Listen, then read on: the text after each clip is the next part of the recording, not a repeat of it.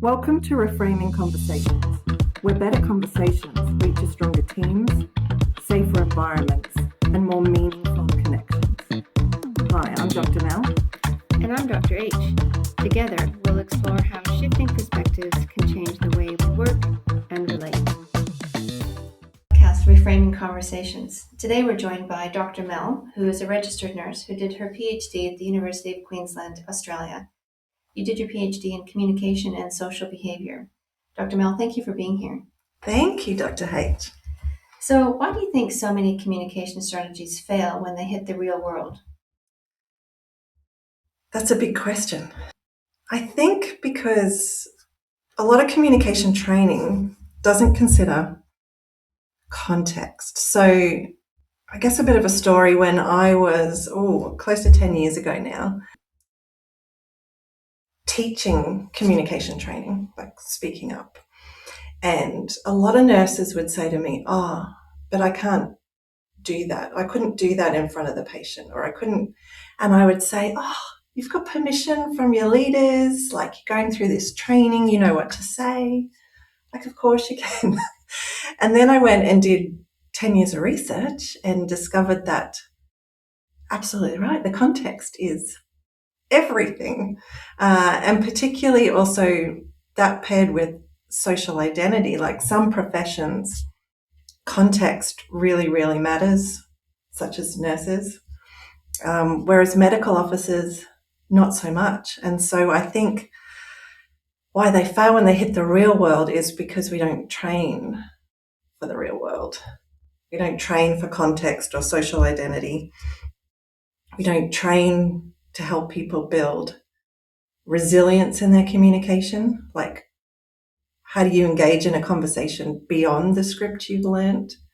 And then we also don't really teach people how to listen and respond in a way that's conducive to conversations. So what's one communication mistake you see happening again and again across workplaces? Can I be a little provocative? I'm an intensive care nurse. I was a resuscitation coordinator for a hospital. I taught advanced life support for many years. It's important, it has a position, but organisations will take staff offline for 4, 8, sometimes, hours, sometimes 2 days to do advanced life support training. And super important because it does save lives, but how often do cardiac arrests actually occur in hospitals? It's not that common.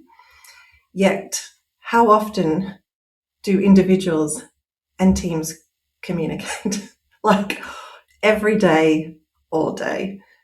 Yet we know there's so much data out there that medical error is way too high in our health organisations, and a major contributing factor to patient harm is miscommunication and communication failure.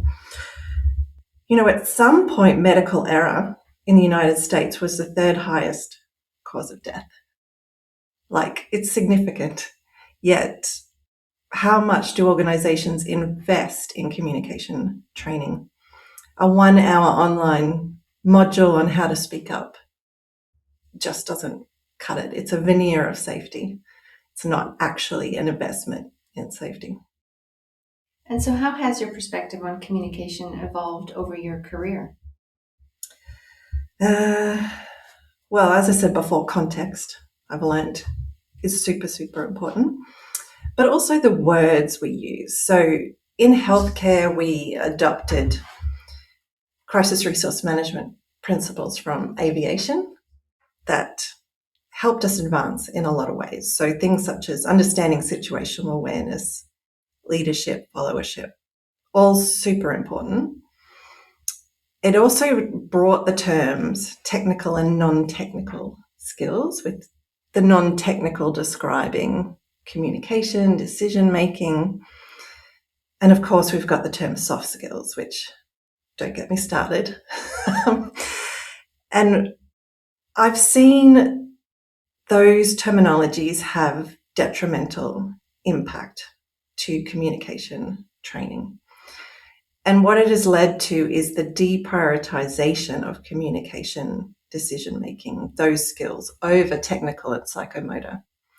So you look in higher education, you'll see learners learn technical skills. Those skills are broken down into the minutiae, right? Like broken down step by step and then built back up again so they can repeat and learn the steps. Yet, often you'll see a tick box at the bottom of that competency say, oh yeah, and communicated with the patient. So those decision-making, communication, behavioural skills are not broken down to the same level. And then we wonder why learners struggle to apply in the real world and why they struggle to communicate and why communication failures occur. So I think we need to stop using the terms non-technical. I actually recently wrote a book chapter with two people from aviation. And I think healthcare has now surpassed communication in aviation. So I think that book chapter was all about how now aviation has things to learn from healthcare. And starting with the terms we use, that we need to reprioritize. And instead of like non-technical or soft, anyone in healthcare who's had to deliver bad news to a patient, knows that these are not soft skills. They're hard and they're really technical to get right. So I think words have power. So let's start calling them cognitive, behavioural, decision-making skills, not non-technical or soft.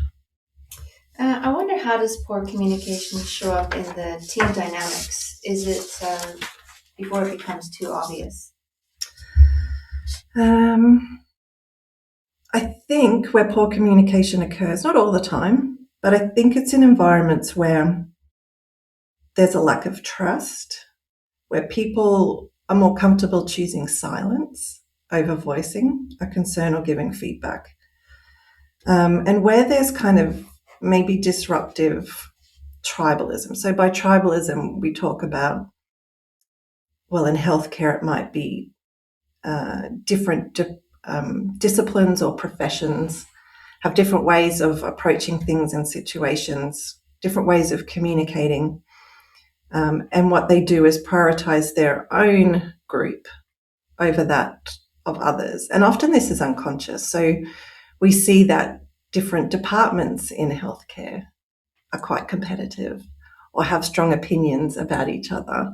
And I think that leads to kind of, whether deliberately or unconsciously, I think defensive and protective communication. This makes me think about the role of psychological safety. So what does the role of psychological safety play in good communication, especially in high-risk environments? A great deal.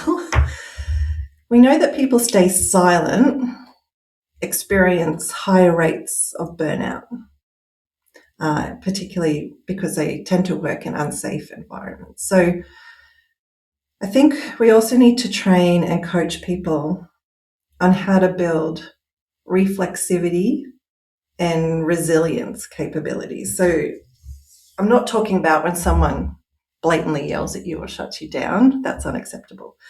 But I'm talking about occasions where we speak up, for example, but we may not get the answer we wanted or expected, delivered in a way that we wanted, or, we didn't get the, oh my gosh, thank you, Mel, you're amazing. Often we just get, okay, and that's often not what we're looking for. And sometimes people view that as being dismissed or not listened to. And so I think we need to build reflexivity in the moment to say, hang on, let me reword that. Maybe it didn't land the way that I wanted it or needed it to land. And also resilience, like, okay, I didn't get the response I wanted, but this is still important. I still need to engage in a conversation. So how do I do that? And current training doesn't teach that. So I think we need to deliberately give people the capabilities of being able to understand their own behavior within a conversation and build resilience to engage and stay engaged in a conversation, because in high risk industries, like, people's lives depend on it. I mean, building trust and relationships really does build that psychological safety. You have started a business and a podcast called Reframing Conversations. What drew you into working with communication in business in the first place? Yeah, another big question. I guess I've got 30 years plus in nursing and, 20 plus years in education. Both things. So I was involved as an intensive care nurse working in a trauma ICU. There were a lot of speaking up moments, but this particular moment, I had a critical patient. We were trying to wean them off all the support. I worked in an environment where it was highly competitive amongst the doctors. So when it was a new week for a new consultant, the consultants notoriously changed all treatment plans to stamp their authority on their week, kind of thing. And the medical rounds were large, lots of allied health, nursing, medical students, etc. And they came round to my bed bay, and the doctor, the senior consultant, ordered the patient to be weaned off the ventilator, so what we call extubated. And I spoke up and said, I've assessed the patient, I don't think they're ready, and I gave my reasons. And I was in front of everybody, and the whole unit just shouted at, put in my place. Yeah, it was a bit traumatic at the time. And so when they moved to the next bed, I pulled the registrar aside and said, hey, this is what I've assessed. And he was like, Mel, I agree with your assessment, but that consultant has a deciding decision whether I get on the ICU training program or not. I can't speak up. I can't, say anything. Look, what we'll do is we'll give X, Y, Z drugs, we'll do this, and just as they come back from wanting tea, we'll pull the tube. So I was expecting badness, so I had all the emergency equipment there and everything. And so we pulled the tube, and lo and behold, the patient rapidly deteriorated and went into full cardiac arrest. And as we were resuscitating, the consultant walked in and went and screamed across the unit, what the hell are you doing? And it was just it was just the biggest aha moment for me, particularly years later when I developed a culture change program for a large organization. We were putting 6,000 staff through it. And we were teaching people how to speak up. And we were doing, barriers and enablers, writing them up. And time again, it was like the receiver. And I was like, oh my goodness, we have to teach this person based on also my experience. I don't want anyone going through that. And by the way, the patient did survive, so that was good. And so I did research to how to teach it. And at the time, there was not a single article in the healthcare literature around how to teach someone how to receive speaking up. There was no speaking up literature from the point of the receiver. So my mentor at the time said, Mel, you've officially run out of excuses to do your PhD. So my PhD was in the role of the receiver. And it was all about how do we enhance how people receive and respond. And it's not straightforward. It deals with all the things we've talked about so far, psychological safety, as well as context and social identity, professional identity. So I wanted to fundamentally make a difference and get this out there and to help people have better conversations, because you get more work satisfaction. Yeah, and I guess the question really is, how can leaders themselves create that environment where people feel safe to speak up? Yes, they can do a lot. So I was fortunate. I spent some time in Boston, and while I was living there, I got to see Amy Edmondson talk in person. at Harvard Business School. And she said something that really resonated with me. And it was around the invitation of voice is much more powerful than the expectation of voice. So when we teach speaking up, organizations then have an expectation of voice. We've trained you, speak up. It's not that simple. So we need leaders to invite voice. And the research is in Amy Edmondson and Ingrid Nembarn. I can never pronounce that, sorry, Ingrid. Have done the research, and leader inclusiveness is a super important part. And it doesn't have to be the most senior leader, could be in a meeting, could be any level of leadership. The invitation of voice is super important.